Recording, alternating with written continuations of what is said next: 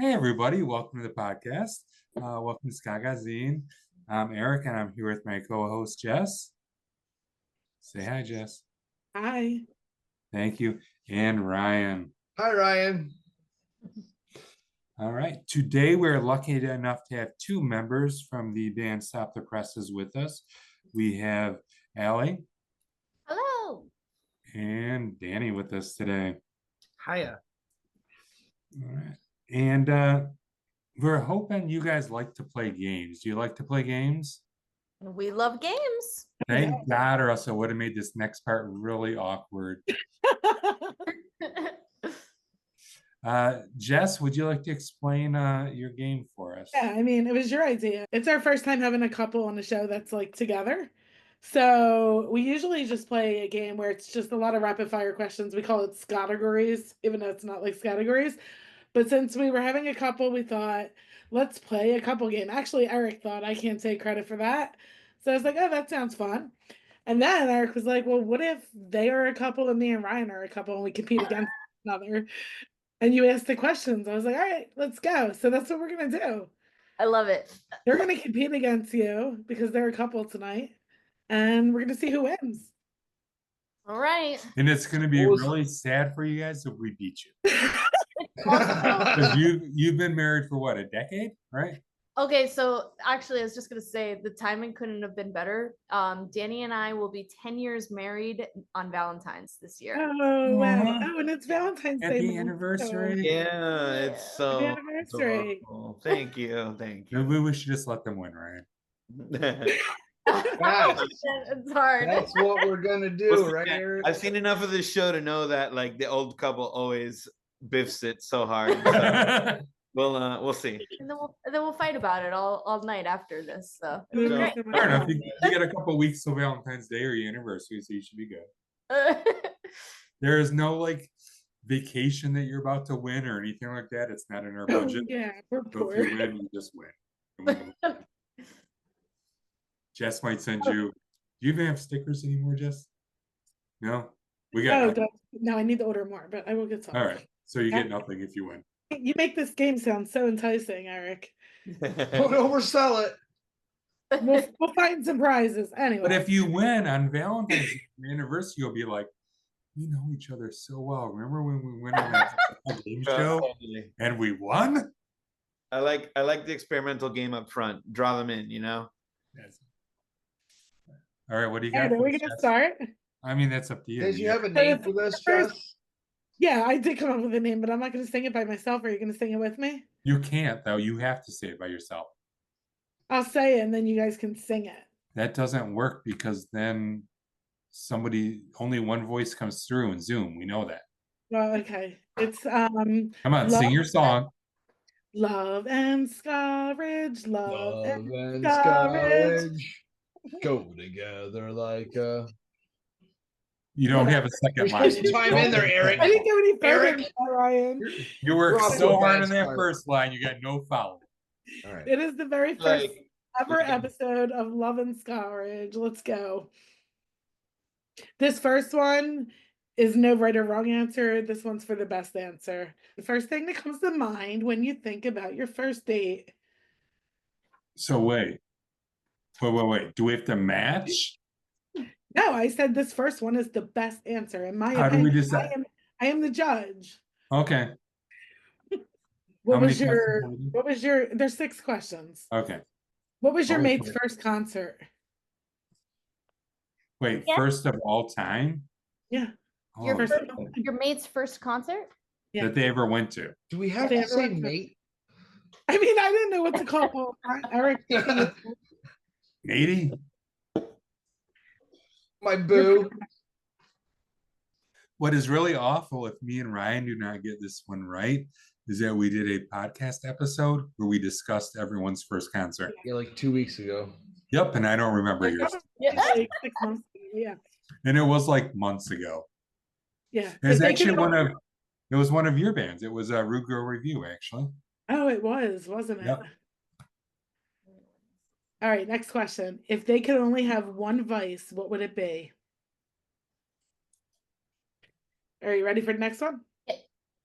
If they could be any other place in this world than where they are right now, where would it be? You guys have seen the actual show before? Have you? God, I feel really old. Never mind. Oh, wait. Oh, the Newlywed Show? Yeah. Oh, yeah, Okay. definitely. Yeah, Do definitely. we not agree that somehow she has to say the word whoopee in a question? Yeah, there has to be, yes. So you have to use Making whoopee. whoopee. Yep. It has to be making whoopee. Yeah. No pressure, Jess, but Okay. if you're not making whoopee. All right, here we go.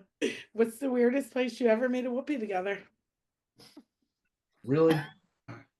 Damn. Ryan's face was priceless. The fact that I had a quick answer should concern you, Ryan. She keeps That writing is so much, concerning. and I'm like, I keep writing like one-word answers, and I'm The like, fact that we have an answer is concerning. I will literally divorce you if you don't get these right. Hmm. also some of these are designed. I feel like we would have different answers. No. To a point, yes. Like the first concert one, like number 2. Yeah. But you need to get her answer. She needs to get yours. That's Yeah, kind of like I'm 2-pointer. filling out everything for Right. you. Right. Exactly. Okay. Yeah, but I know yours. exactly. I'm so ready to win. I'm competitive. I can't wait. Ryan, don't let me down. What is their favorite thing about you? I don't know what to write for number 6. Right, that was 6 questions. I Yes. was not counting, yes, because Eric made me go off my outline to a website for some reason. He didn't like my questions. Had to be. I thought only fans would have some interesting questions. I'm so sorry. All right, so we're gonna hear some answers. First thing that comes to mind when you think about your first date. We're looking for the best story here. Okay, so 4 Or the different best answers, answer, not and you story. decide which is the best. Yeah, I'm gonna judge. Okay. Okay, what did you say? Jazz. Oh, Jazz club. I mean, they got a match at least. They should get bonus points for that. Go ahead, guys. The jazz club. so did you say jazz club too? Aw. Yeah, Ryan, you want? our first like official date was a jazz club. Aw. Yeah. Ours was the Rat concert. We went and saw NF. Was that what you would have said? Her first official date was NF? I was gonna say Black Christmas. No, I didn't even know you then. I brought you a hat. I know, but I didn't even know what you look like. I had to be like, okay, that guy's wearing the same hat I asked him to buy me. That must be my hat. I'm heartbroken. Oh, Yes, I do remember our NF show. okay. I do. That So was our first sleepover. it was Wait, how long have you guys known each other? A year? a Oh. year. A year and a year. Oh, and you guys have sleepovers. That's so cute. My winning answer is the part about where I brought you a hat, but you didn't even know me. So I think Ryan won, right? Wait, no. I haven't even given my answer. What was the question? Do you remember the question, Jess? I You're didn't give cracking my me answer. up. The first thing that comes to mind when you think about your first date. Okay, that's not what I wrote down. I just bring up the NF show. But my first thing that I remember about our first date was Ryan's beautiful ass. That is what I wrote down. You dog. 1 point us. Woo! I don't know if I'm gonna make it through this game. Oh my gosh. Hey, Dad, stop the presses. Number That's 2. probably the only point we get because now we have to actually know each other for the Yeah, rest. yeah. I hope I don't live this hard for the rest of this because I almost died. What was their first concert? Your partner's first concert. Danny's first concert was Humbert.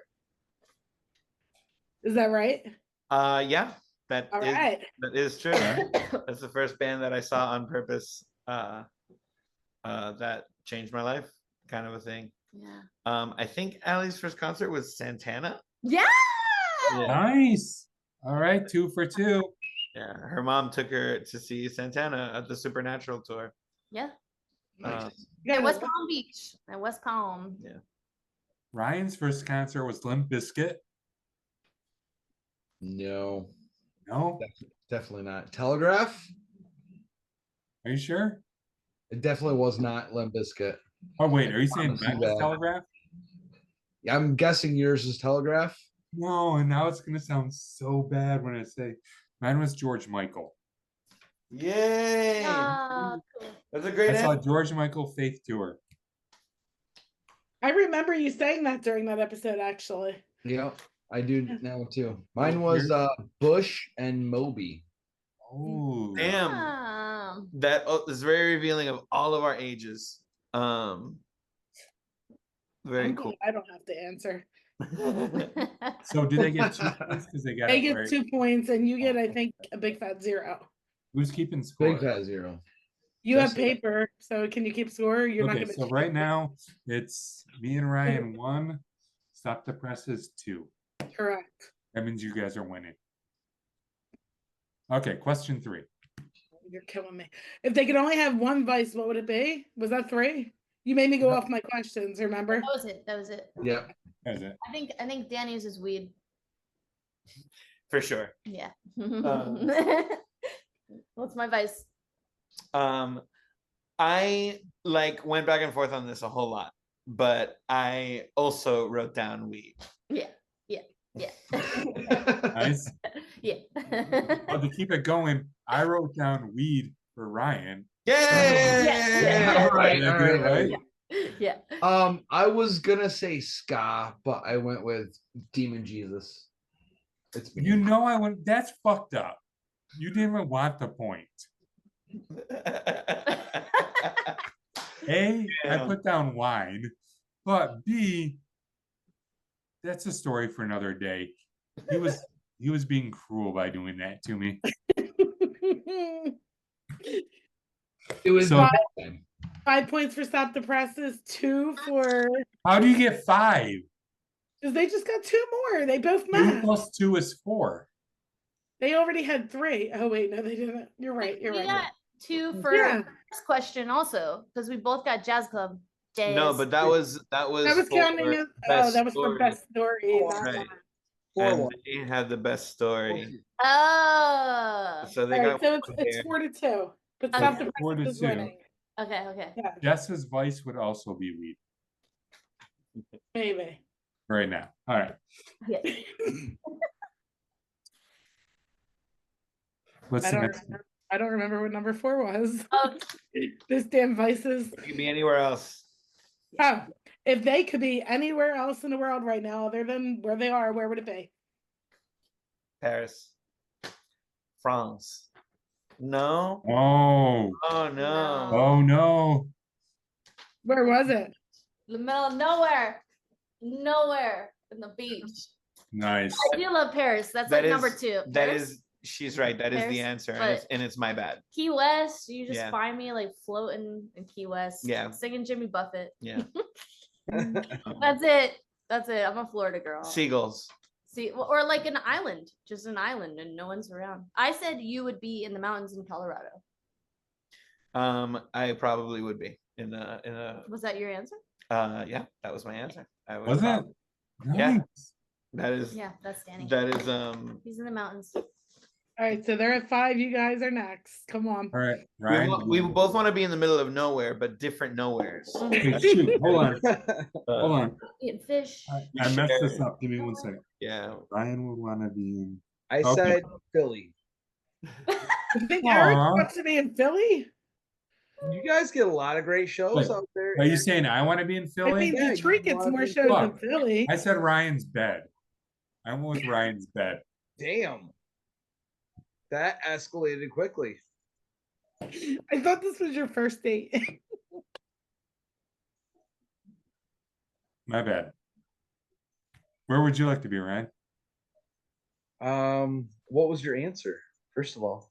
Well, you have to say it first. That's how it works. No, you were supposed to guess where he wanted to be, Eric. He Oh, can't. I said Chicago. Okay. Chicago. It would actually be Detroit. Sweet by and by. Oh, Detroit next to me. You'd like in my bed. I want my Michigan Ska crew. Aw, like on my couch? I wouldn't want that to be a permanent thing, but Technically, you sleep in my bed and I sleep on the couch. yeah. Do you let everyone sleep in your bed, Eric? Apparently, yes, because her whole family slept in my bed too when I slept on the couch. So apparently, everyone sleeps in my bed and I move to the couch. That's a Okay. good hostess, right? Yeah. All right. Next. You guys get 0 for that one. All right. So the score right now is 5-2. 5-2. Okay. Stop the I'm not presses. feeling good. Where was the weirdest place you ever made whoopee? Weird. You go first. Wait, are we saying together or Together. I think so. What's One. yours? Wait, Okay. good time? You're a team. 1, Okay. 2, 3. Green Airplane. room? Oh, I forgot about the airplane. I wanted to change I want to change my answer. I forgot about that. Mile high. Mile high. Several miles. Fuck. High. Oh, I put green room, San Diego. That's pretty hot. God, you remember the city? That was hot. Yes, I do. That I was pretty remember hot. that. That's ingrained in my memory. Fucking airplane, guys. I think that was on the one Cheers. back from Europe, right? From tour. I don't remember. Darn. It was a long flight. How the It was hell a are you long guys in the flight. beach? All right, what about you guys making Whitby? What was yours? Ryan, you went first? Your kitchen table, Jess. Wait, when the fuck have you been to my house, Ryan? When you were sleeping. Yeah, that Oh. one time. I didn't say Oh, I you got it were- wrong. I said at a Stop the Presses show. Oh yeah. I think Eric needs a talking point for that. about. That was good. Can we have a pity point for that one? Because we're not going to win. You Yeah, can one pity point, absolutely get a point and for that one. All right. All right, Last question. last one. What do we got, Jess? what is their favorite thing about you?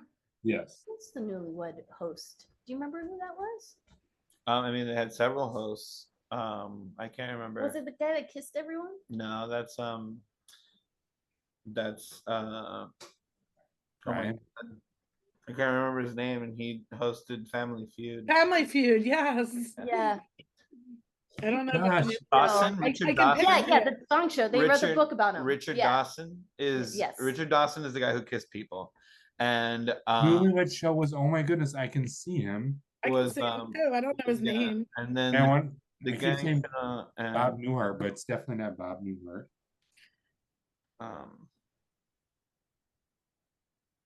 I thought it was the dating game.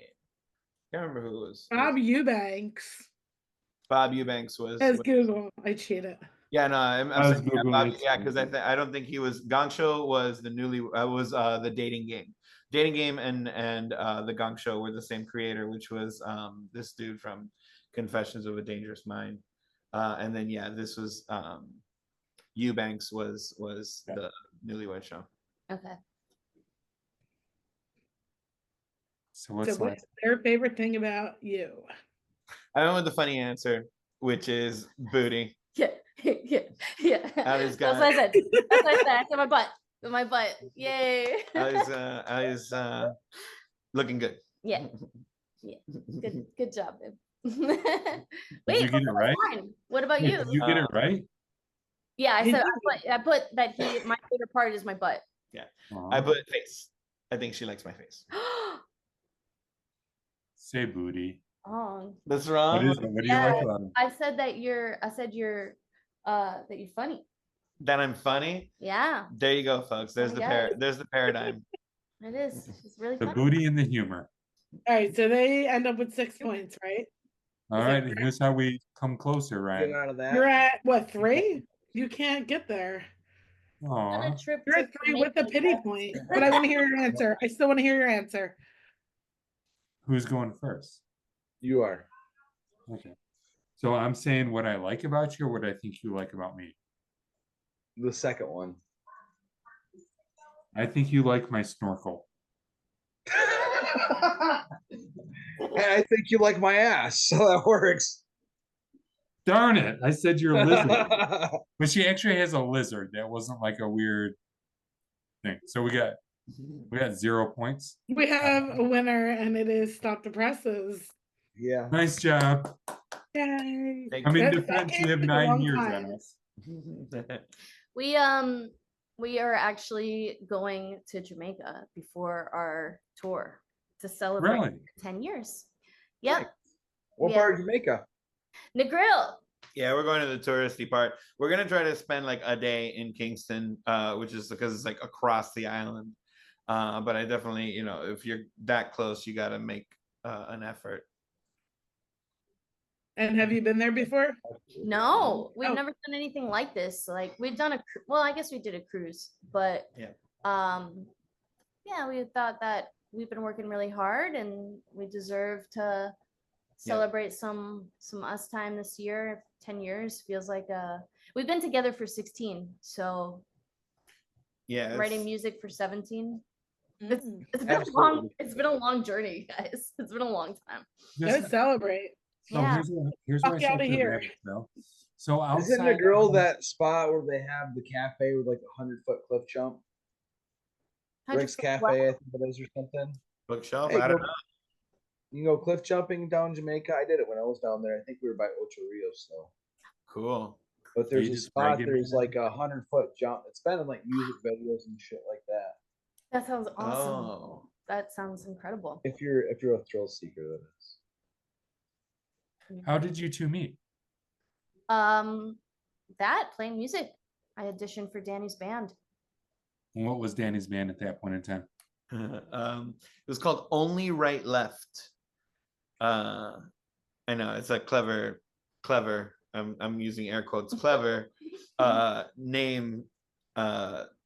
That was spawned of some stupid bullshit that we then interpreted it as something deeper. And then Ali tried out for our band, answering an ad on the internets. Did you let her in the band? Yeah. That whole thing kind of fell apart because we were all young and stupid and all that shit. And Ali and I emerged from the ashes together and started Stop the Presses. Yeah, 2010. And you're the only two that came from the other band? Yeah. It's well, it really was us in the beginning. It was Ali and Danny play music, or Danny and Ali play music. I don't know. It was like when Only Right Left broke up, we were together and we were writing music. So we were like, all right, well, we got to have a new thing. And then we were just playing as a duo. And then we like literally asked our friend to stop the presses because she was going to put some like embarrassing thing on a flyer. So we said stop the presses. And then we were like, oh, that's actually the name. And so really, I think Stop the Presses has been like, I don't know. It's like us starting our band together. It's us, And really starting your lives together, it sounds like, too, right?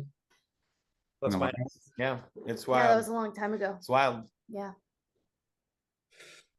So what led you into music? Who was that band that when you were kids you discovered and you fell in love with and were like, this is my thing now?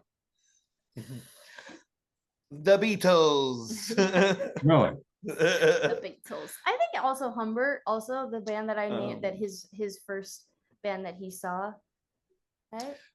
Yeah, Humbert was like the band of like my local guitar hero, like producer, scene person, like, and his band was called Humbert, based on Lolita, the character from Lolita, Humbert.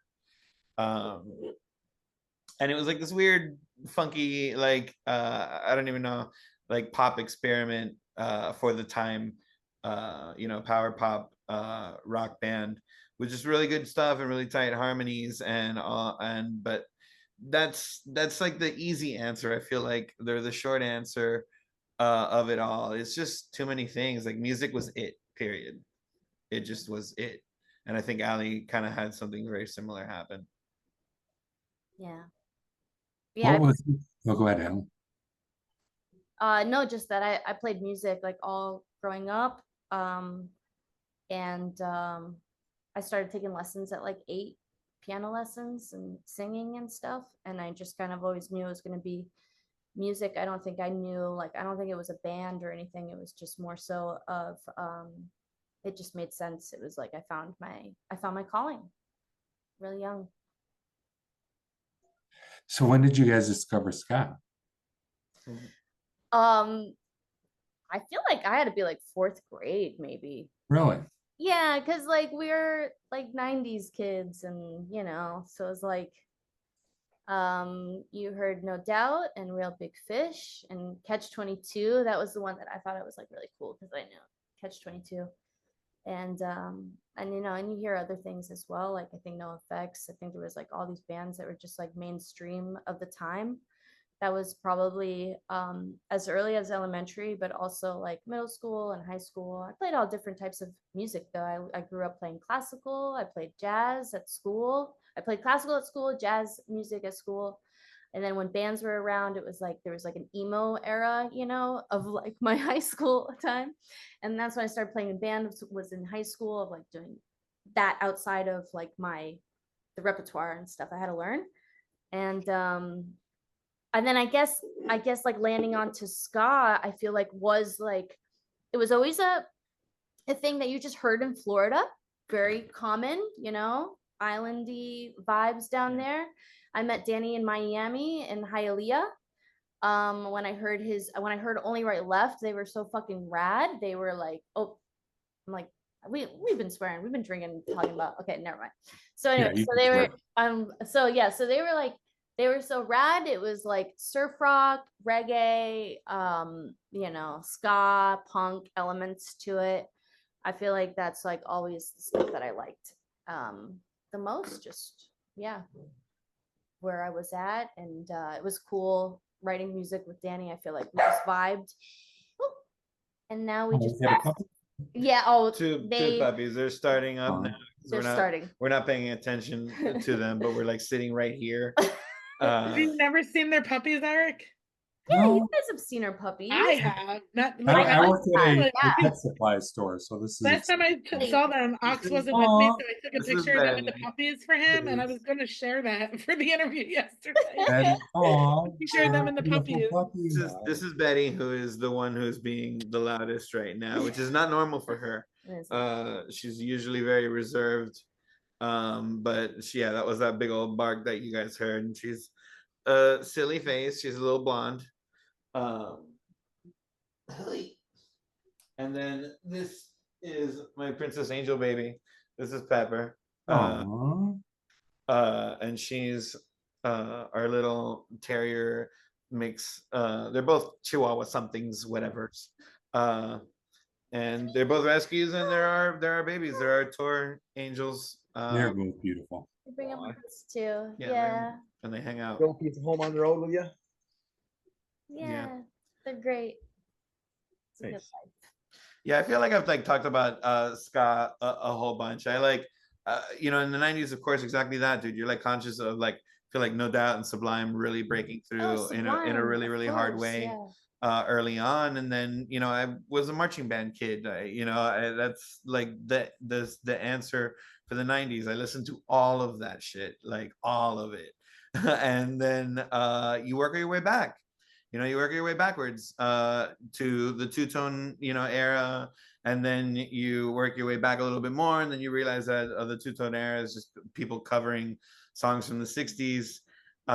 Then, like, you know, you realize that there's this whole huge, gnarly history that you can work through and all this shit. And then it was even weirder for me because I was a Cuban kid in Miami, you know, that like had and didn't have connections to being Caribbean in the ways that I did, and I realized that like the Cubans were there from the beginning, right from the 60s, and it was just like a really funny, you know, big old circle of life moment for me. That's why I feel like, you know, Stop the Press is finally settled, or like tried to explore more this concept of using like the traditional rhythms in our music to make sure that, like, you know, the ska and the reggae was there when you were looking for it. And did I catch on? So you were talking about Florida. You guys are currently in New York. Am I wrong? We are.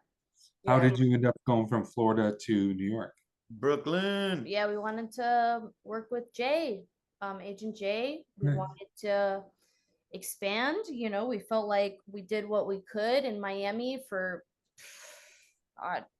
That was already a few years. We were kind of like playing in Miami as Stop the Presses at a weird time for ska. All through Florida, okay. Really, tweens or so, you know. Yeah, all through Florida. I mean, it was good times and everything. It's just like I don't think it was what it is now. Maybe it's better now. Um, better for us now. Talk about that a little bit. In all seriousness, the ska scene today compared, because obviously Yeah, everyone's I think ooh, I the think, 90s were big, but I feel I mean, like today is big. I don't think it's as big as it was in the 90s, but it's still it's got its ground, you know, it's got its place, and I have a blast. We're seeing some great shows. I forgot to bring up Mad Caddies also because I saw that they're doing a bunch of stuff now too, and that was a big band for me as well. Like in middle school, the whole big band sound was so cool to me. Anyway, yeah, I love that it's got its footing right now, and there's what's this Warp Tour announcement? I'm sorry, I saw it. I've been like not on socials that much lately, but did you guys see that like Warp Tour is Yes. trying to come back to? Hey, Warp Tour was so important for me. And it's Dance Hall Crashers after they're Oh my, playing. yes, that's huge for ska. Yeah. Ska's like, you know, it's not going anywhere. It's not going anywhere. But I don't know if it was ever. I don't know if right now it's as big as it was in the 90s. Yeah. Guys, dead. Detroit, I feel like I lived in Detroit, and I feel like Detroit has a very healthy ska scene. Would you agree? Absolutely. Great bands out there. You guys got a bunch of great bands out there. Yeah, and you got the doctor helping everybody out, keep things going and moving and stuff. Yeah. Yeah, it's cool. Yeah, I think it's great. It just the music is like tough right now, you know? How so? Because I think in the 90s, I think when we were kids, you just heard like more bands like getting, I think the opportunities were well, you could market off of could tour and market. Touring was a lot easier. That's okay. Flat out what it is. More clubs, more dates, like more consistent paying, not necessarily like quote unquote better paying by like percentages, but you could play a lot more often and make this, the little crummies tie together into some good shit, dude. And like honestly, it's like really hard to do anything else and also make any decent money off of touring. Even I saw a post of Laura Jane Grace, who like I admire, who is doing excellent. I wish for a kernel of the career, of Laura Jane Grace, and also was complaining about touring and stuff like that. And I was like, kind of made me feel a little better about how tough it has been for us, because this is anyway. It's not like Schadenfreude or anything like that. I don't know what I'm saying. No. Edit. I'm just kidding. We got you. You know what I'm saying, right? Yeah. You guys have day jobs. A little bit of like it made me feel, it humbled me. We have music jobs. Yeah. But we still have like a lot of other sources of income, because music is not in any, like, it's not consistent enough for us. I mean, it's like, granted, it's also that whole thing of like, I wish if I could have a greater output musically to keep up with what like the output that's expected of artists in the market today. I'm sure I could probably make a little bit more money off of it, but I still don't like see, unfortunately, it paying off past like just dedicating my creative juices to that, and making sure that I'm eating from other places.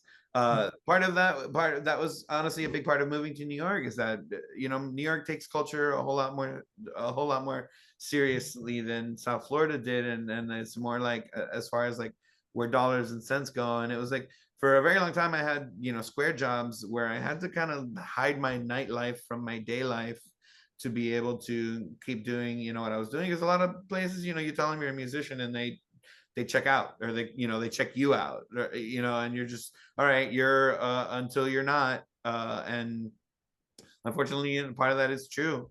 But New York has jobs for musicians, like music related jobs. I fix gear and I do lessons. Ali is like a very accomplished and prominent piano and voice teacher.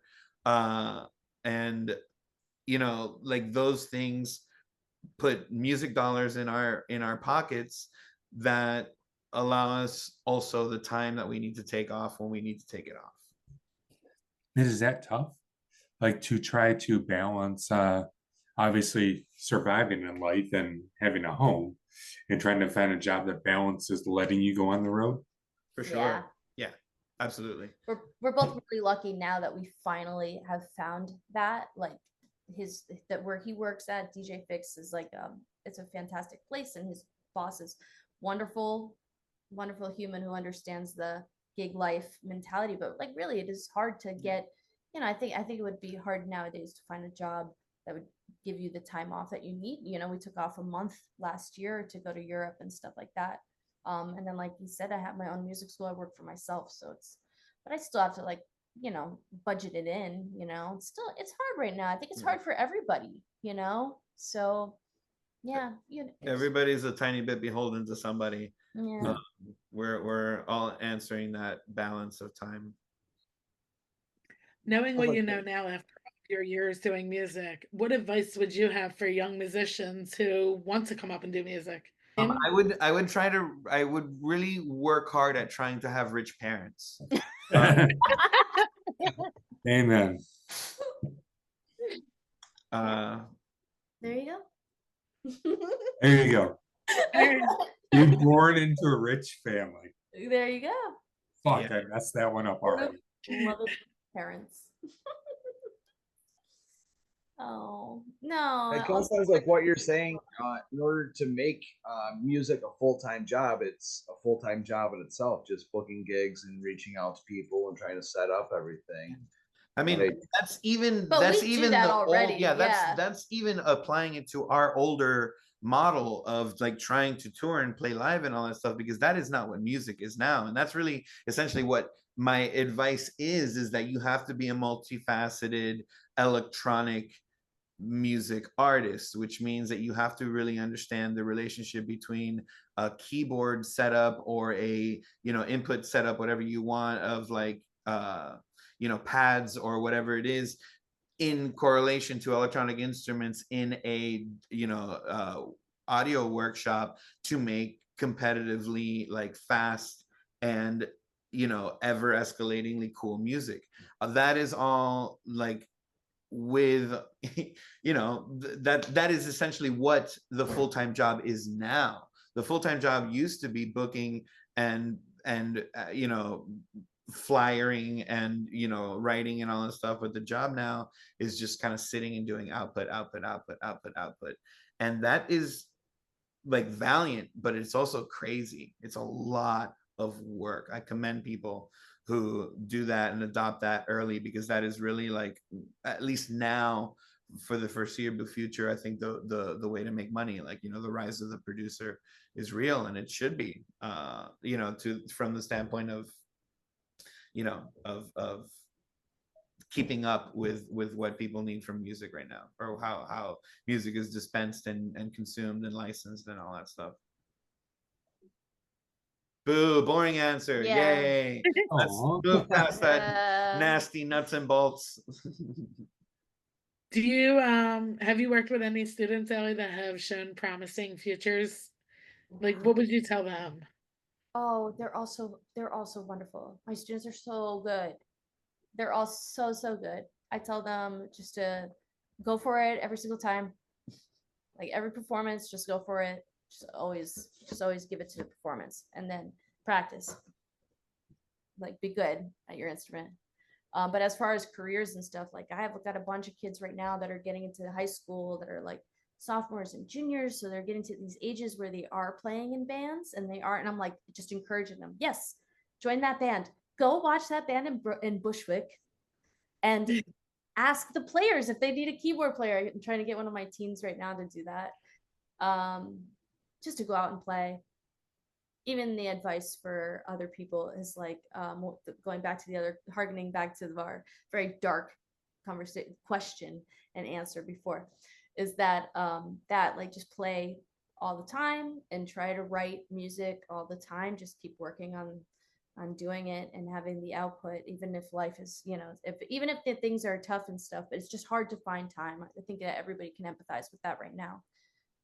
So that's for my students. It's the same thing, is just like play out and try things and do the open mics or do whatever. join bands, and like also just have fun. I think I had like so many different careers before I like loved playing and Stop the Presses, you know. It's just been such a joy. It's a really fun part of my life. So It's definitely probably like Stop the Presses is a thing of passion. yeah. I saw you guys, and I think, and you can correct me if you remember, because it's a little bit fuzzy. I think you played in Ann Arbor, Michigan, and it was, I want to say Deals Gone Slack, but I could be wrong. It could be the Oh. Slackers. Was it Deals Gone Slack? That was Yeah. that was a minute ago. I think that was like 2019. It was pre-pandemic. But I see those shows, and I ponder for myself personally, and maybe you can let our audience know this, like doing stuff like that, does it cost you money? As Yeah. as Yeah. people, like, do you end up Yeah. in the opposite way? Always. Oh, We are the closest we've ever been to like breaking even ish. But yeah, 100%. This is not like And we were saving money then because we had the RV. We don't have an RV anymore, so we got to do hotels and rent vans and stuff. But like we were even saving money with the RV, and we were still in the hole. And now you're about to head to the West Coast. Yeah, we'll still be in the hole, but it'll be fun. it's fun for you guys, but Fun. Message to the West Coasters: buy merch. but that is honestly one of our things is we want to promote the scene. So as how can people promote you and other bands? Like, what is the best way for people to help you guys so you don't starve, I guess? What kind of things you need out of fans? Oh, they're already doing so Yeah. much. They're so lovely. They buy our merch. They do. Just anytime we have something new and stuff, you know, they buy our merch. They come to the shows. We have, you know, we've seen Jess. We've seen you a bunch of times. You know, and like we, you know, we love our scene. I think they know. Yeah, that buy the merch, come to the show, bring your friends. Yeah. Stream. I used to say tell your friends, but they do. They Yeah. very much do. They're so lovely. And I like some of them have actually started telling their friends, and I appreciate the crap Yeah. out of all of that, dude. Because yeah, the fans couldn't possibly do anything more if they tried. They're amazing and sweet and wonderful, and like, you know, we've already asked for all you know, all we can from them. They're asking from us, and we're like symbiotically there. We just need you know, like I said, just bigger consistent audiences. I don't even know how to say it. I think that's why we're all here. I think the three of us ran out of friends that sold, so we're like, we're gonna do a podcast. We gotta tell somebody. Yeah. I look for people out in the wild, you know. Keep it on my wrist so somebody can come talk ska with me.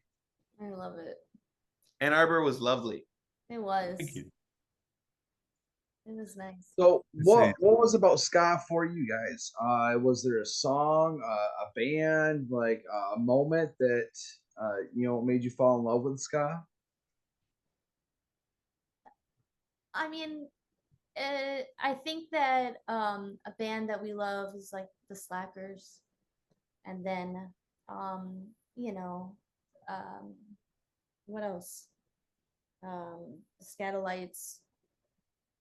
You know. Yeah, there was like this order for me that kind of happened very much on purpose. Was like Real Big Fish led to the Specials, led to Prince Buster, which led me back around to Scatolites and Toots, and then I found the Slackers. Yeah. And like those were profound moments that were like, you know, just like discovering real raw, like, oh my god, this is killer, this is killer, no, this is killer. So that's like the ska track record, and of course there's like all of the shades in between all of those. But yeah, like we often make this very adorable joke. We say oh yeah, and I haven't even said this joke yet, but we like the three like rhythms that we try to explain to people kind of all the time are like but in the parlance of like religion, it's like the Toots, the Fishbone, and the Real Big Fish. And like that's like the holy trinity of like what ska can do for us all. I think it's really rad that you mentioned the Slackers because I know I've seen you play with the Slackers. So how is that like going from them being one of the first bands that made you fall in love with this to actually being on stage and playing a set with them? And you may have even gotten up there with them, right? Yeah. Yes. Love them all. They're all wonderful humans, great mentors, great musicians, and a lot of fun to play with. And Jay has been doing our records and producing our records, and love working with him. Really look up to those guys. I think that they they get it and everything. And they have great songs. It's good music. So really admire them. I love that how nice they are and how great they are to younger bands.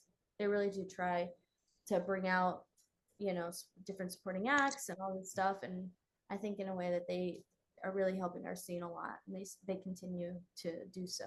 And they still tour so much. They do. They're they're doing well, and they're good guys. They work. They work. Yeah. Yeah, I remember like even Vic, like they're very personal with their fans too, which is amazing. Like they've known you forever. Like we shared a moment like at urinals next to each other, and he's just making conversation about his drive there. I'm like, oh, I'm pissing and talking to Vic. See that. But I think there's a lot to be said for that. Like he is such a personal person. Oh yeah. Yeah. While we're on that subject of the community and the scene, you guys were talking about how you met in music. You have music careers. It's always been a part of your life. Been doing Stop the Presses for 15 years now. What can you say about the scene, like what it's meant to you personally and professionally?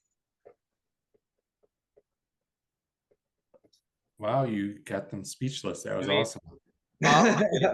It's like no matter what, this is the truth across the board, is that you become part of this like fraternal order.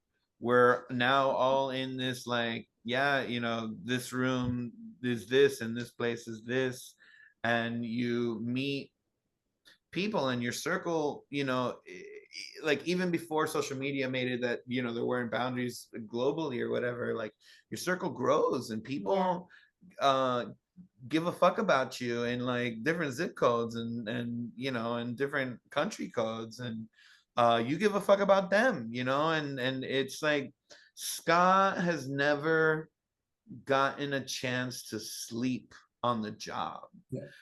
So everybody out here is like building the like right kind of connections, because there's no connections to abuse. We're all out here, it's so supportive. It's so fucking, it's like a family. Yeah, it's such a tight-knit group of people out here dealing with the same stuff, and you grow to love each other a lot. And you look forward to seeing each other when you're coming through, and like repeating bills, and and even then that becomes like the trifecta of like, you're in this city with this band and these fans showed up, and it's just killer.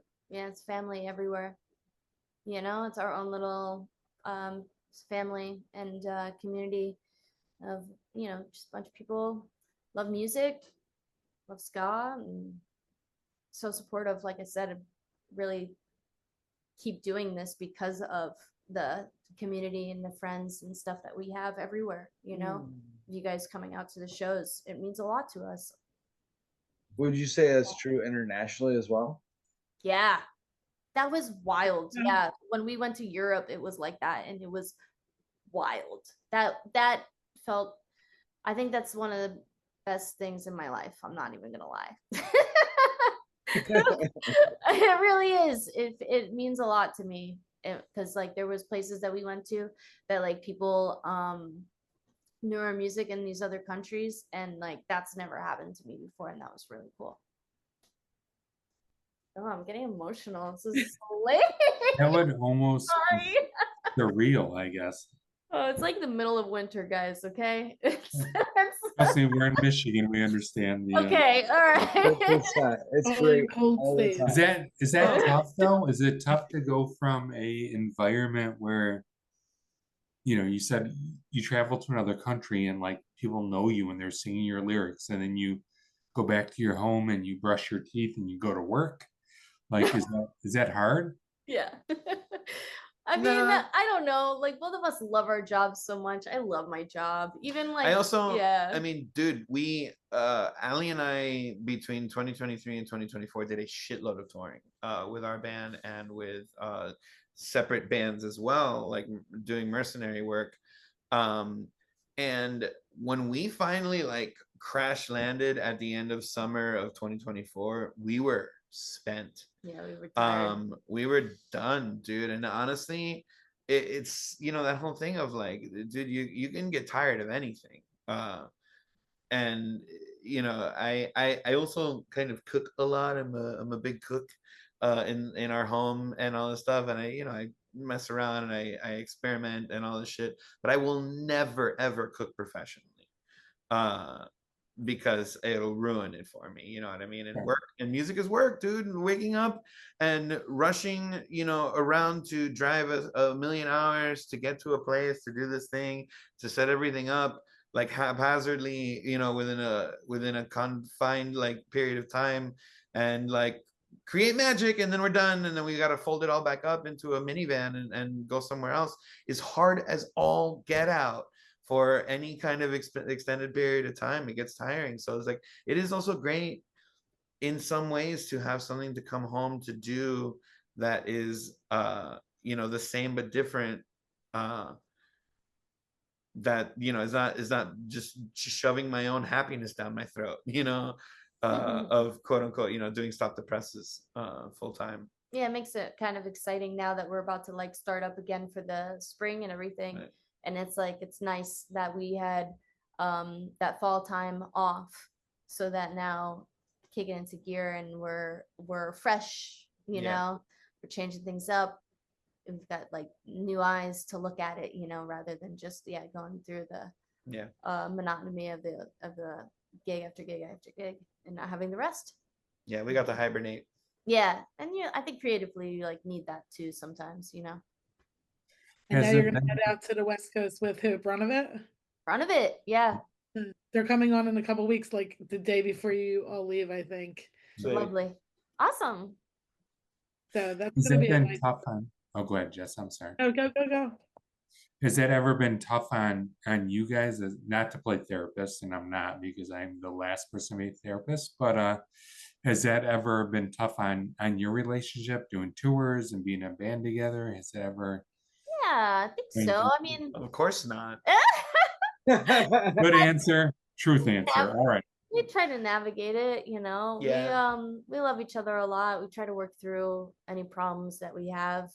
But you know, like things come up and things are complicated, and you're when you are on tour, you're not getting a lot of sleep, and you're not like being a couple, you're just being work, you know, coworkers. You know, it's hard to like get those moments.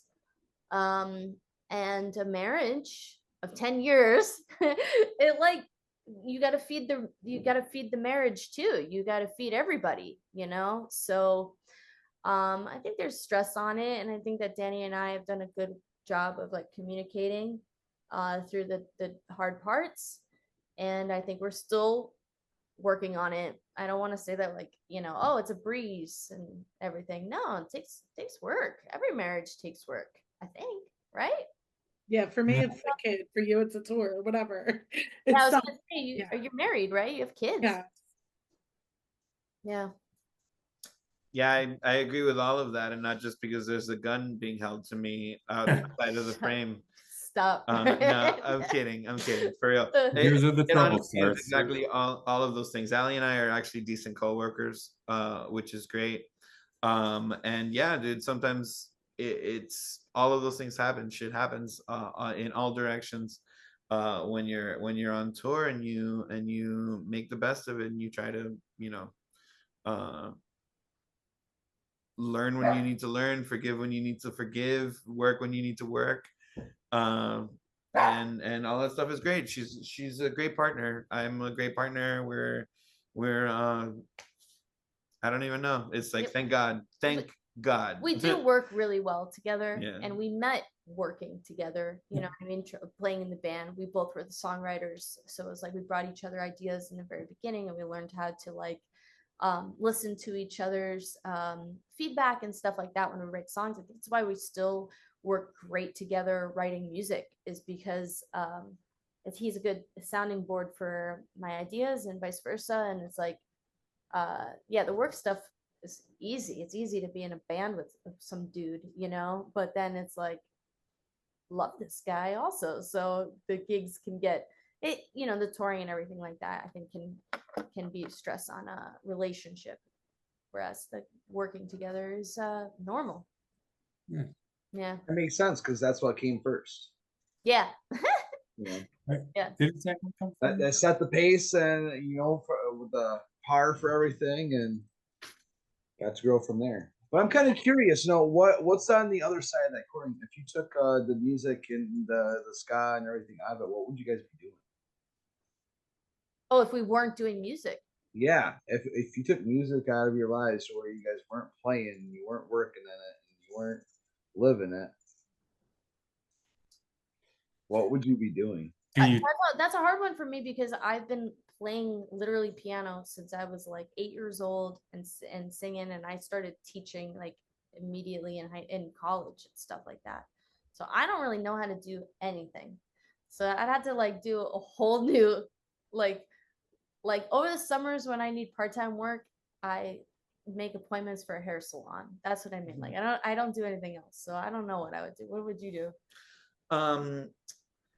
I've like thought about this quite a bit throughout my life, because it is kind of like my other big passion in life, is kind of like building things and designing and building things. I'm an incredibly handy person. I know how to use tools like very well. So I would probably be in some kind of engineering, probably like structural engineering or like architecture or something like that.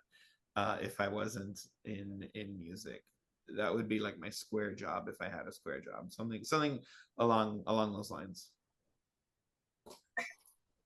Yeah, I would suggest the engineering part instead of the building part. I was stuck in a space that was about 3 foot tall, crawling around on my hands and knees today. So, shit is hard, man.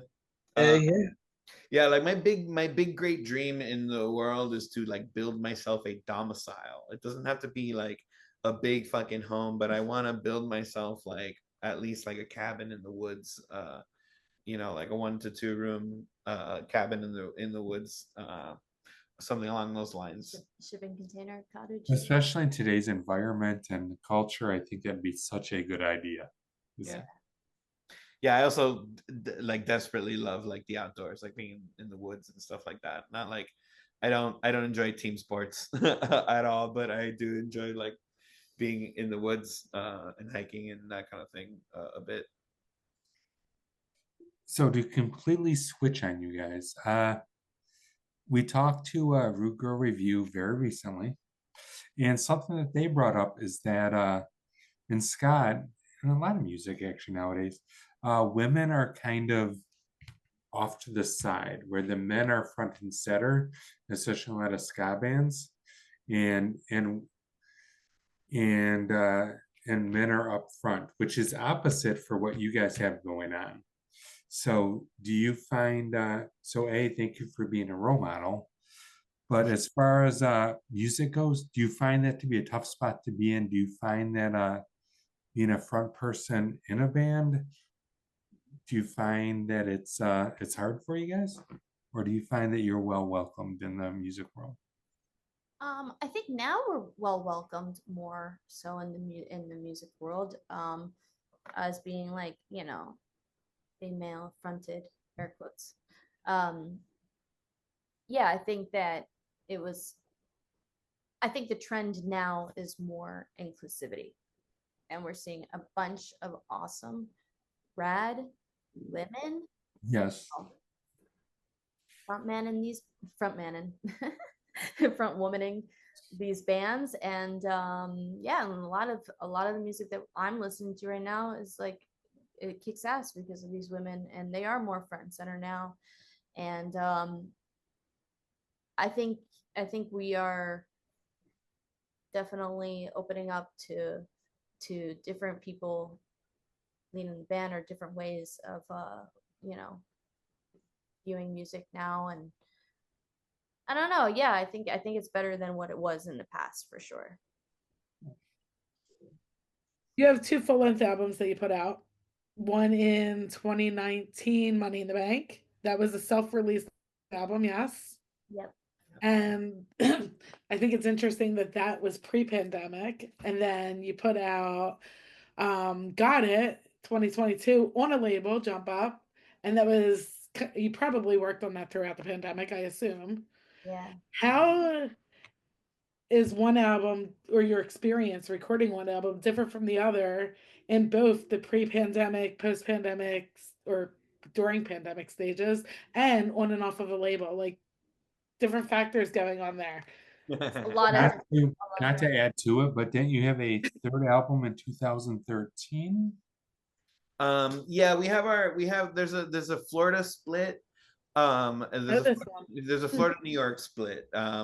So a brief prehistory is, we released our first EP, Does It Still Look Pretty, in whatever 2011, whatever, 5 songs, very pop forward, very cute. Still kind of like, that's where the line starts that you're gonna draw through to Got It, with like the synthy leads and the dreamy kind of guitar, like lightly distorted, thing, with the wah mid range kind of my funkiness. All of that's there with the background vocals and everything like that. And then that goes to Escándalo, which is 2013 maybe, which is, now we graduated to 6 songs. I think 7 songs. Well, technically 7 songs. 7. Yeah, because one is like a tag on the other or something like that. And then that was with our that's under the tutelage of Fernie Koipel from Humbert, who we talked about earlier, which was also self-released. Yeah, all of that was self-released, and it was fun, but nothing on vinyl yet. Then we did this A and B side 45 with a tiny startup Kickstarter project label called Grandpa's Casino. Shout out Rad Jose, RJ, big old friend of ours. And then we moved to New York, got the chance to work with Jay. Money in the Bank was a dream to do. We were in a proper studio for 3 days with proper ass New York musicians that we met through a mutual friend who were big ska nerds like us. And they were incredibly proficient people to work with. We recorded to tape for the first time, all of our rhythm tracks, which was a very cool and harrowing experience, under the deft hand of Agent J, live and in person, telling us, do this, do that, blah, blah, blah. And that was a phenomenal experience. That felt like real. Real. It was ironically titled Money in the Bank because we spent all of our money in the bank. All of our money moving to New York and recording this record and recording and releasing this record. Yeah. Agent J got it right away. Just fucking understood. Right on it. Yeah. And it was the apex point, dude. We just got there and wrote it like crazy. It was amazing.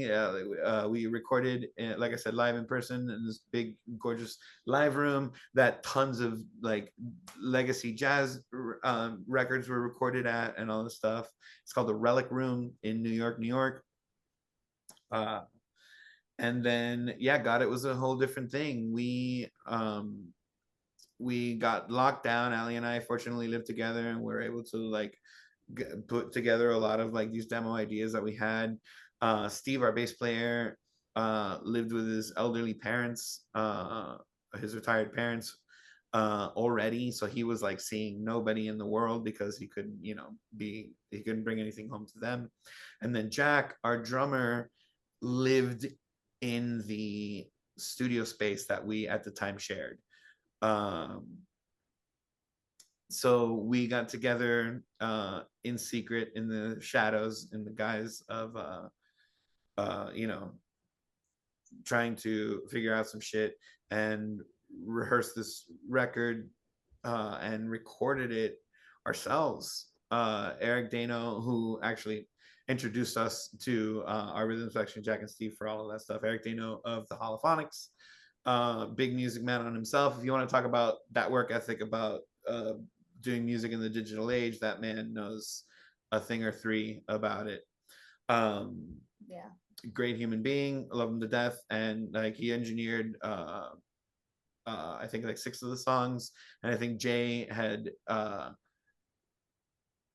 during that time, I think, had like, also, we needed a song for a comp that was coming out, and we were like, hey, can we just come in and do one day with this thing, and blah blah blah. So he did 2 of the 8 songs on Got It, and that was like a completely different thing. Ali and I were just like locked in our house, trying to like add crazy overdubs, and like, what if we do this part, and what if we do this guitar part and this keyboard part, and it's Really like, oh, nobody will ever hear that. It's like, but let's do these like this crossing descending lines, crossing and ascending lines, and there's a lot of overdubs in that, and Got It. It's more experimental for sure.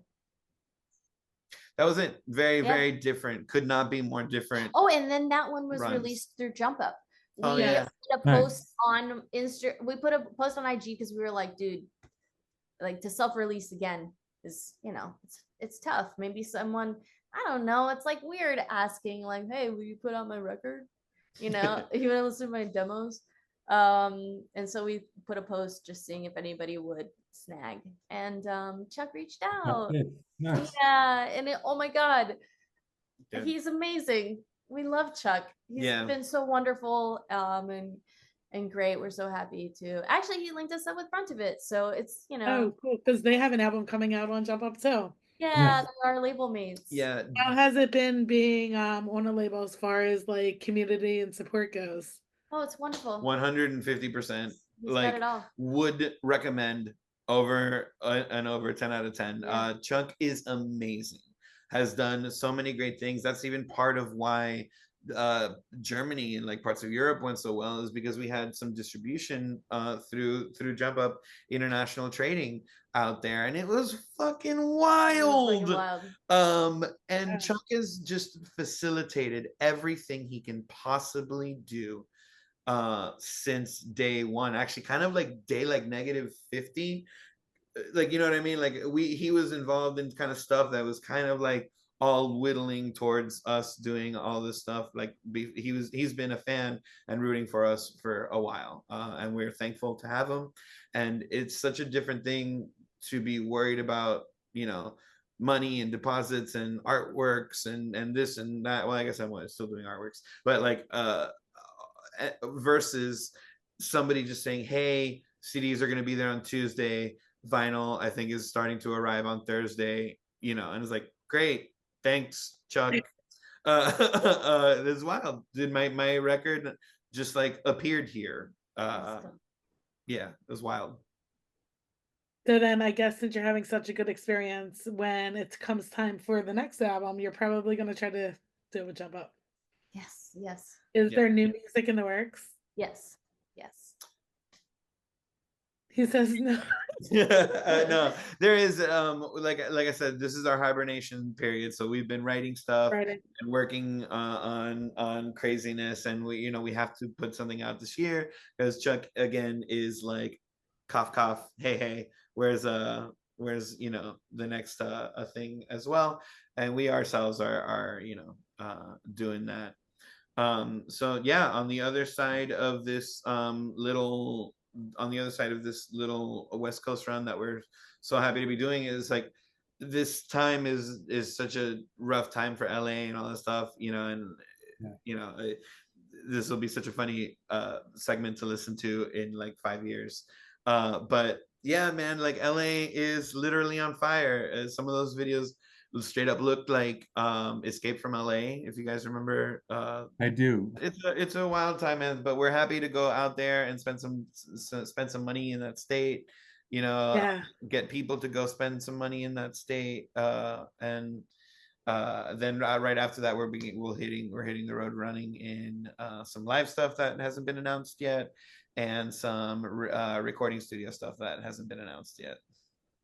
Nice. While we're on the topic of records and what you guys have made and craziness, I feel like it's a good time to get into Brain on Ska. This is your brain. This is your brain on Ska. This is your brain. This is your brain on Ska.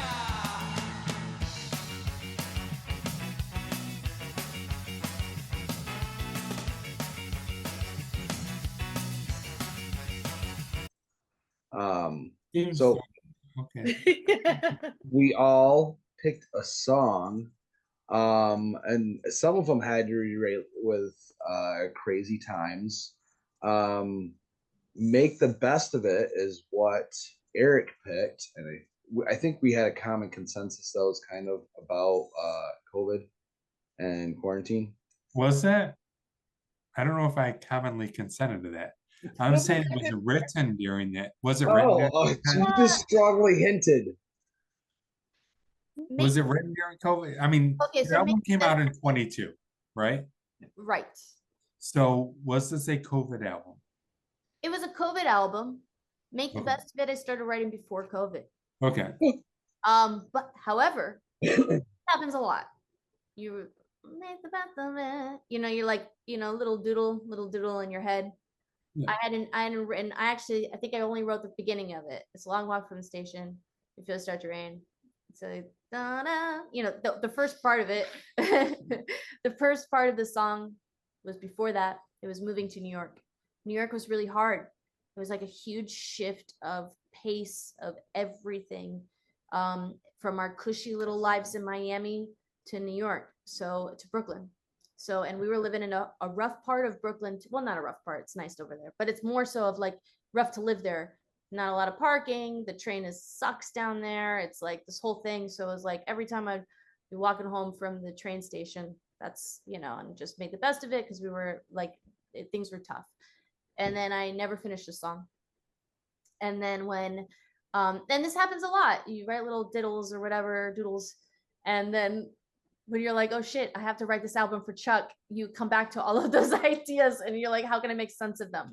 And so then when COVID happened, I started writing the second part of the verse, you know, and back now, wasn't quite so bad. So literally looking back now, it wasn't quite so bad. Is literally the line of like, hey, looking back, like we're in COVID now. Literally, it wasn't as bad as so it's like actually the song kind of is about the before COVID and the after. And then yeah, just kind of and then the rest of it came together, all these other mismatched ideas and stuff.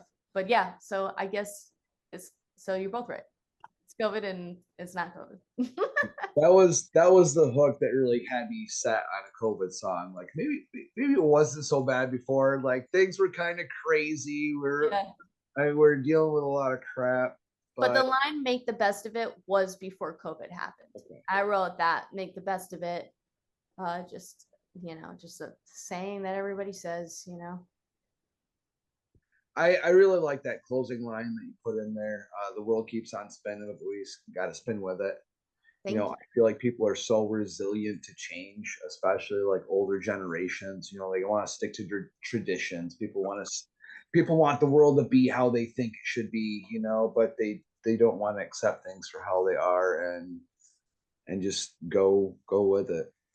Yeah, we kind of came up with that line at the end. I think I had something similar, and then Danny was like, "Oh, those spin" or something like that. Yeah, that was one of the many Finagled it. 50-50s. Ali and I, like a big part of our partnership kind of is like letting the other edit each other. You know, because you like vomit stuff or like you write shit or whatever and all this stuff, and you hear it with something and then showing it to somebody really helps to kind of like, what's up? Like, it's like, yeah, 78% of that is dope.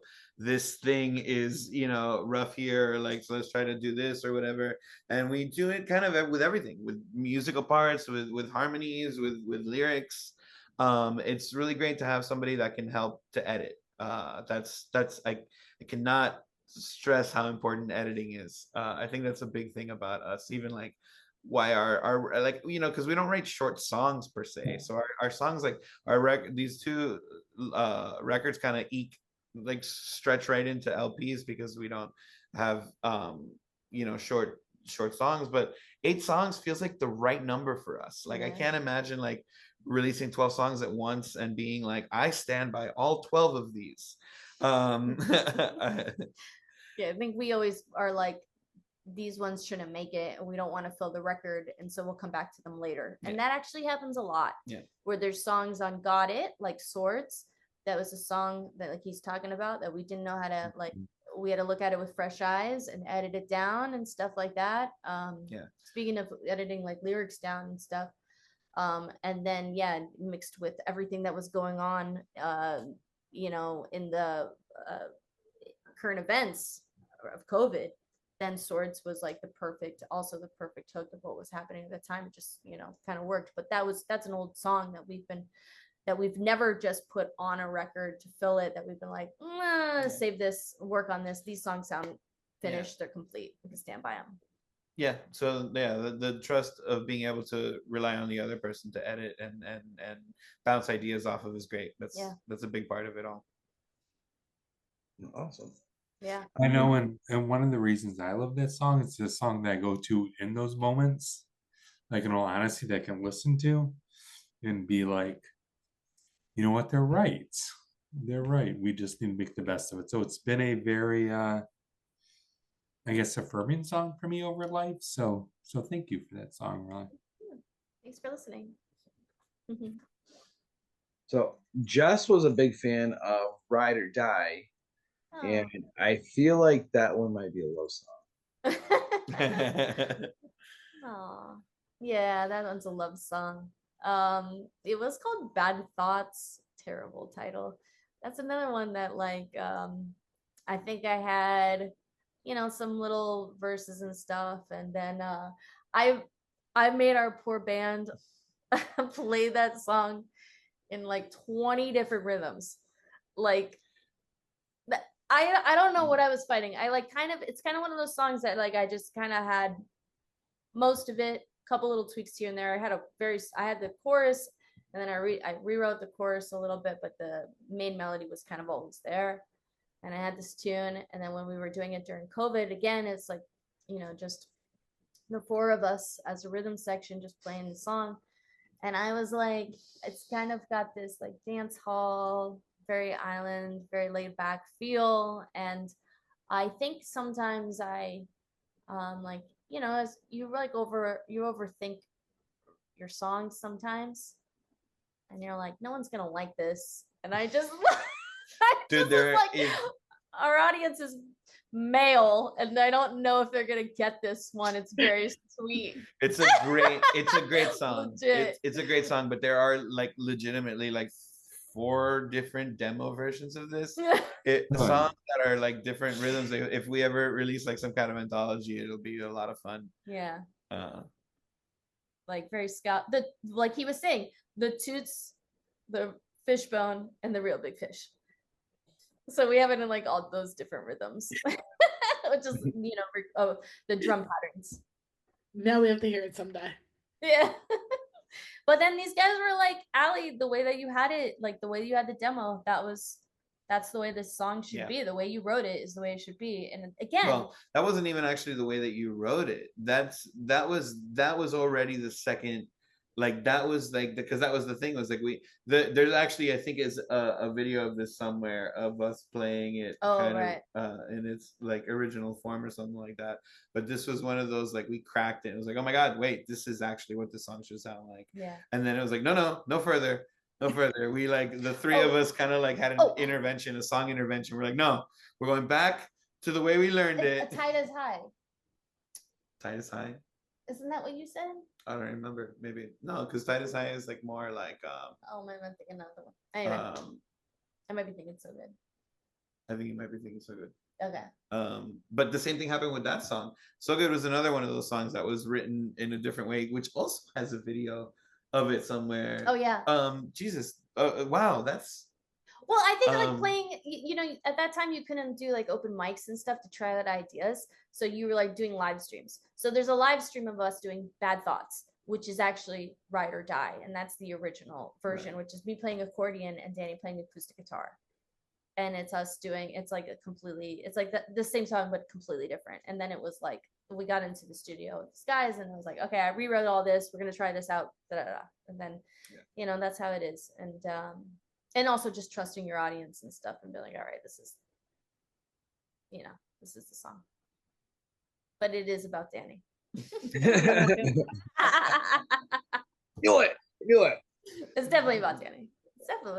He's my muse. You guys might have to go back to some of those streams during COVID. Maybe there's some gold back there that you might have missed.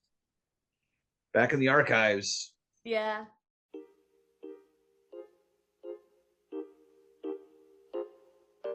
Keeping me up at night, the troubles of a lonely life.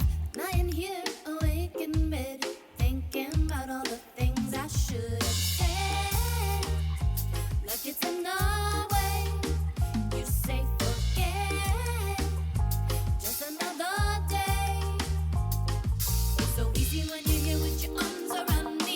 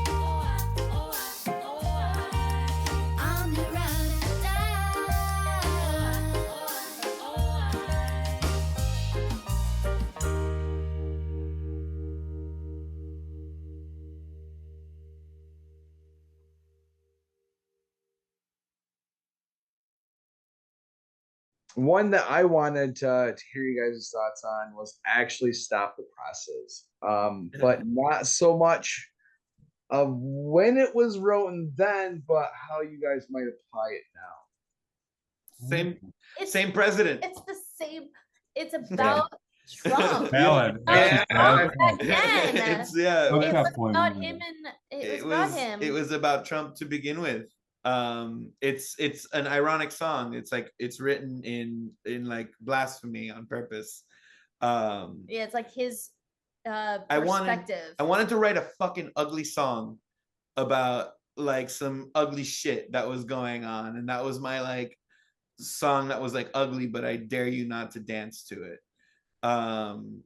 And this is like a song that I originally wrote for myself, but then I was like, I want you to take a pass at the vocals, and it was like, never mind, yours, you have it. And yeah, dude, it's like, I mean, it's literally just a little bit faster and a little bit worse. Now it's literally, it was about Trump and Stop the presses too. Yeah.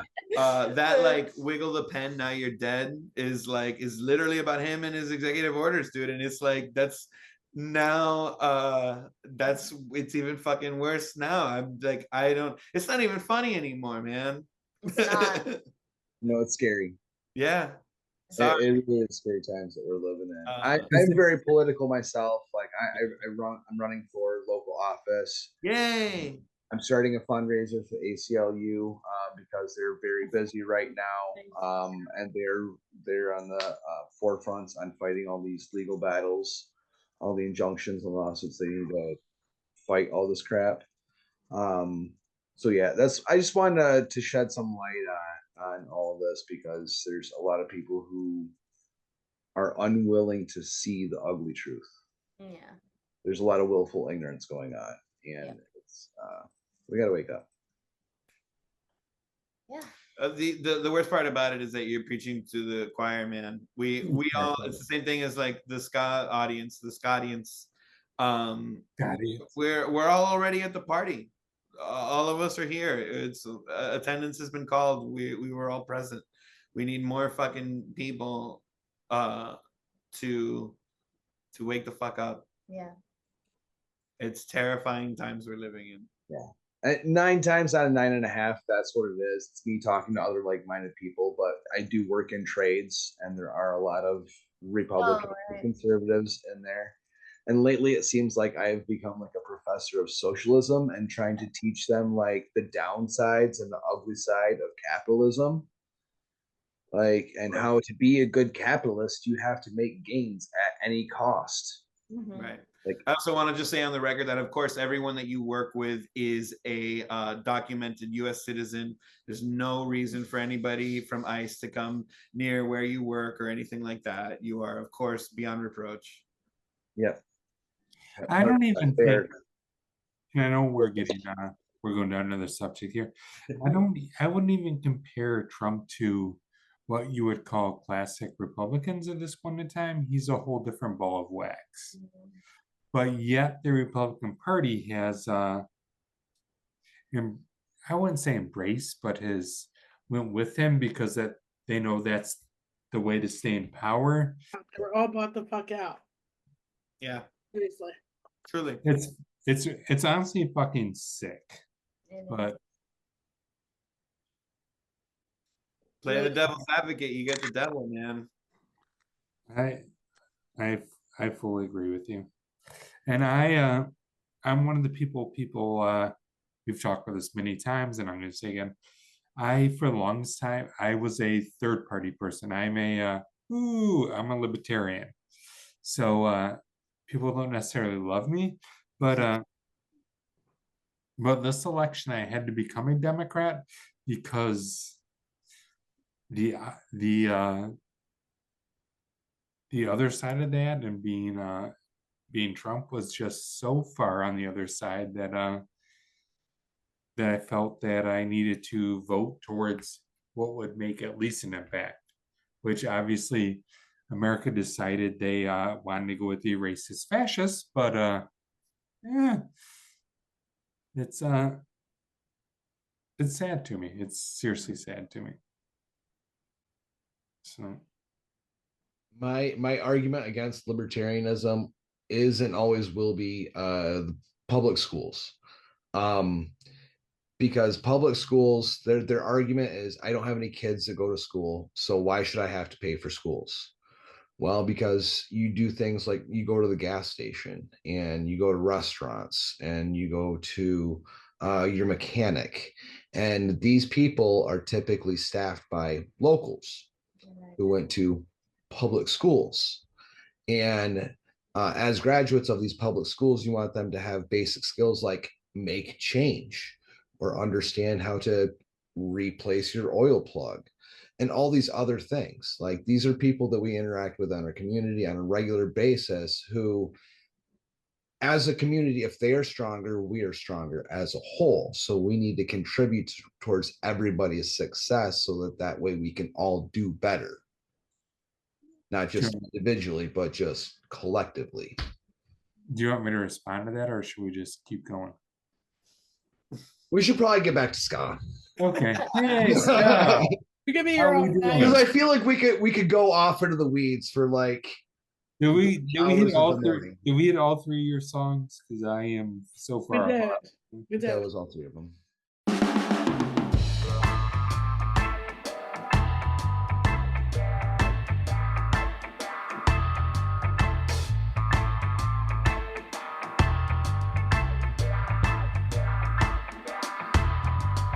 Headlines, deadlines, terror at the borderlines. Where's the news about brought up in these borderlines? The lies are spreading, the beds they're wedding. We're ready to throw this whole thing out. Progress, what progress? Who's the boss of all of us? Look at the one, now you're gone. And print the victories, the histories made about the heroes with no will try to stop the lies you push on I and I. We don't need no revolution. No changes to our constitution. Stop the presses. We're gonna stop the presses. We're gonna stop the presses. Stop the presses. We're gonna stop the presses. Whoa.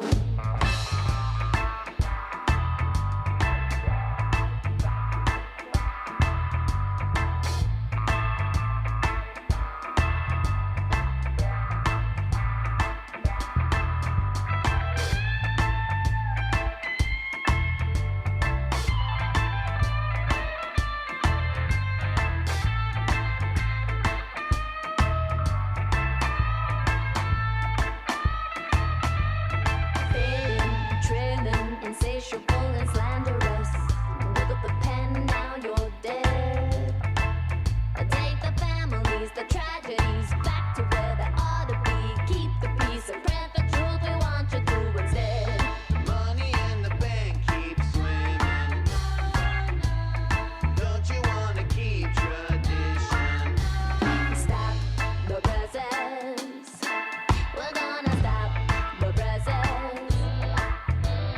Stop the presents.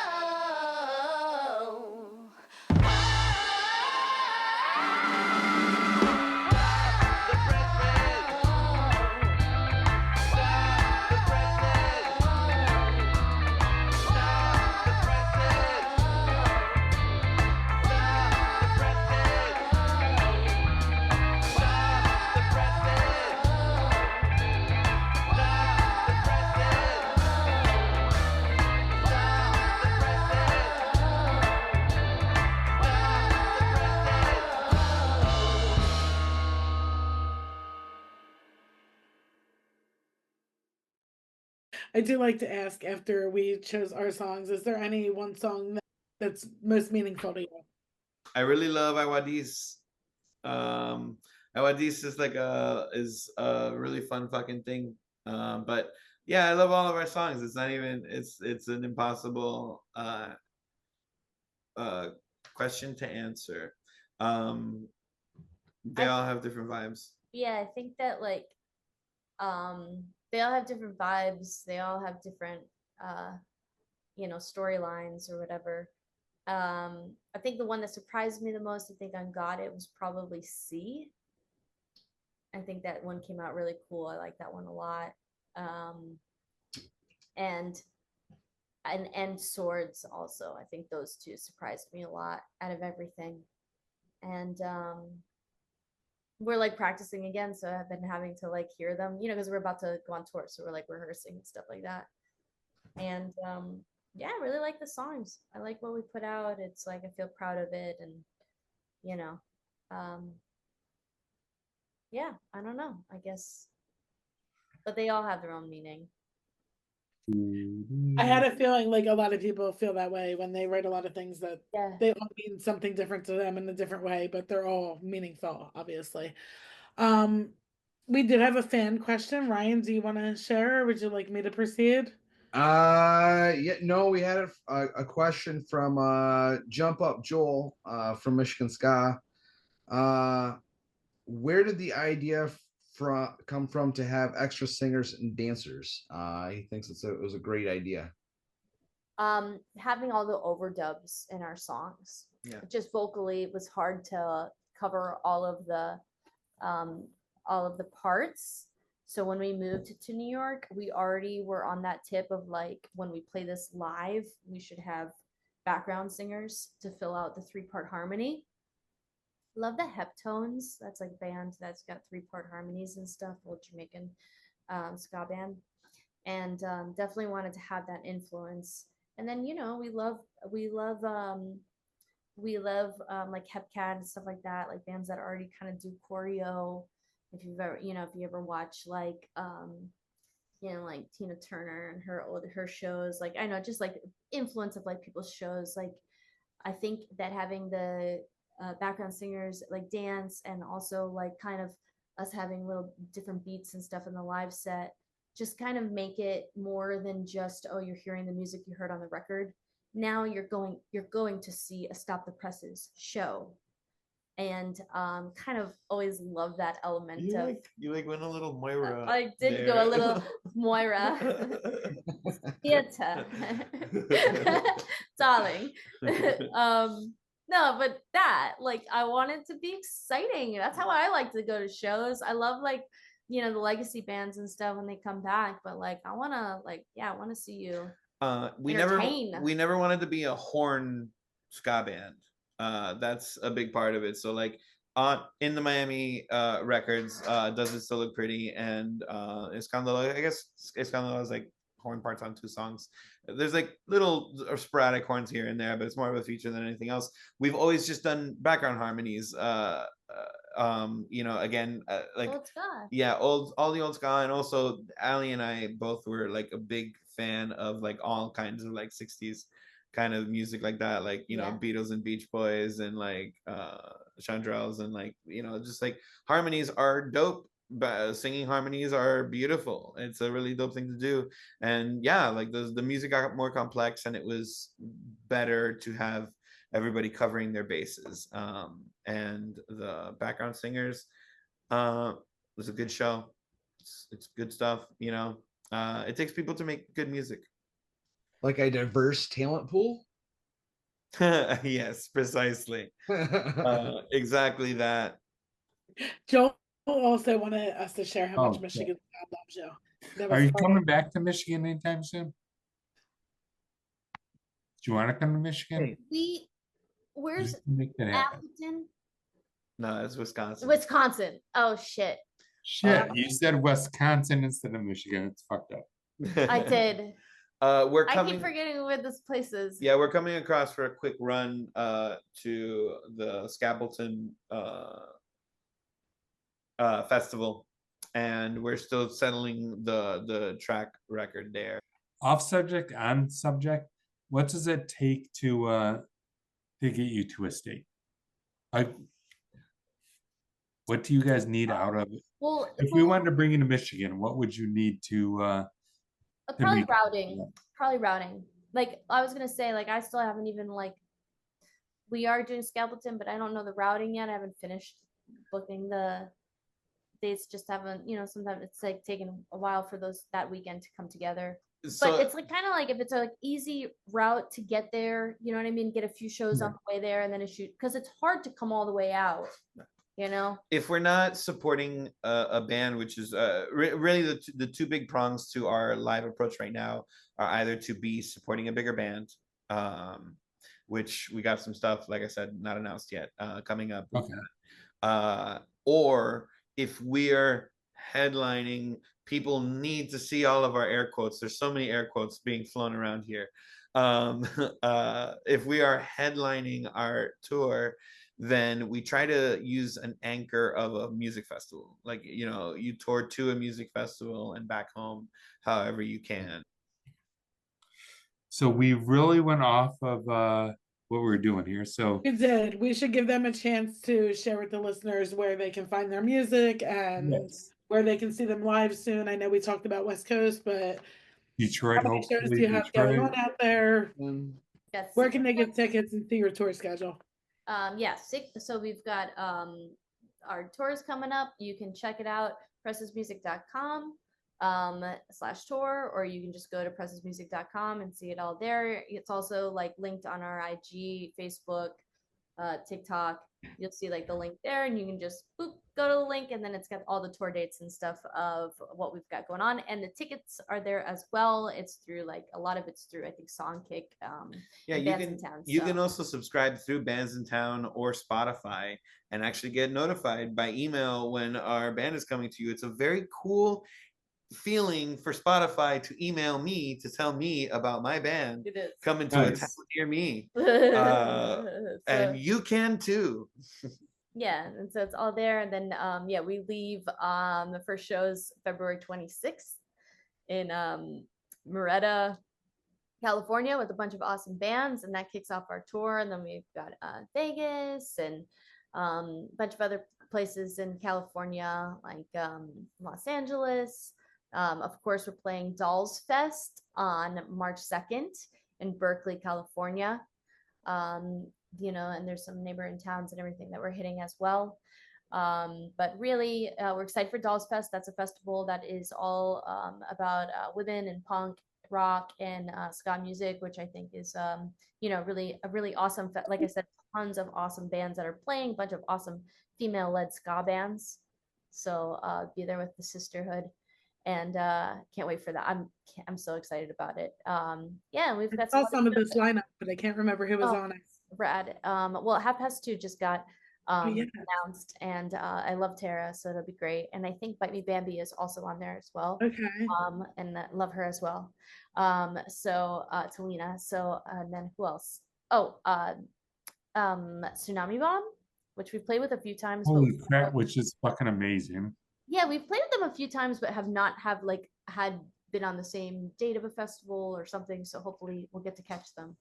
Camp Pennsylvania was one of them. Yes.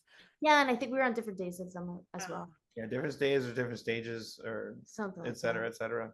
And then after that, when we get back in March, we've got 4 dates with Westbound Train. At the end of March, last 2 weekends, and that is going to be really exciting. So a bunch of East Coast shows for our and they're already announced. They are already announced. Yes. It's like DC, Boston, Jersey, and New York, Brooklyn, and that's with a bunch of rad bands too. Kill Lincoln is on that, which is crazy. Oh, you know what? Yes. Okay. Yeah, that's a big one. That's going to be a really cool show. Yeah, it's skipping over us, but I'm close enough to Jersey. Yeah. Asbury. I think we're playing in Asbury Park. Okay. I think it is, which I've yet to play there yet, so I'm very excited. I played there with another band, but I haven't played there with Presses before, so I'm excited. Where was that festival? La Beret, where the PA took a shit. That was That not was Asbury AC. Park. Oh no, that was AC. That was Atlantic AC. City. That was not. It was Atlantic Asbury City. Park. Sorry. So yeah. So yeah. Those are the dates. Those are the shows, and then we are about to announce some new merch, some new goodies right before Nice. tour. We'll be posting about that this week. So everything, yeah, just stopthepressesmusic.com, and then wherever you stream music as well, it'll have our links and everything for there. And yeah, follow us on all of the social media platforms except for X. We don't use that anymore. Fuck yeah, I agree. Oh, sorry, I can't. There's a huge ska community on it. I feel sad because it's like so many friends on there. Are you on Blue Sky yet? No, I'm just doing threads right now for the band, but maybe we'll check it out. It's just, we're getting back into the political stuff. It's like, hey, there's only one little thing I can do. I cannot, put my voice on this platform for this lunatic. I got dark again. Sorry, guys. That's okay. I think that's it, unless you have something else you guys want to plug or mention that we may have missed. Love each other. Aw. And listen to Thank you, Danny. Ska. Listen to Ska. I would like to say too, and you're just to give a shout out for you guys. Literally, this whole interview happened because I sent a random message being like, "Hey, I'm on this podcast. Will you jump on and do an episode with us?" And here's where like the heart thing comes in. She was like, Allie's like, yes. And me and Danny do everything together. So can I bring Danny? And I was like, of course. So thank you so much for coming on with us tonight and being here. Thank you for having us. This is our baby. We love talking about it. Yeah. So we will close with saying our typical close. Hey everybody. We'd like to thank Stop the Presses for being with us tonight. And as always, if you want a ska scene in your area, if you want a scene in general area, you have to be part of that scene. You have to show up. You have to promote the bands that you love. You have to buy the merch and support them. So I will sign off for Skagazine tonight and say thank you all for listening. Thank you for joining us. Thank you. Thank you for having us. Yeah. Hope to see you soon. Hang out with you guys.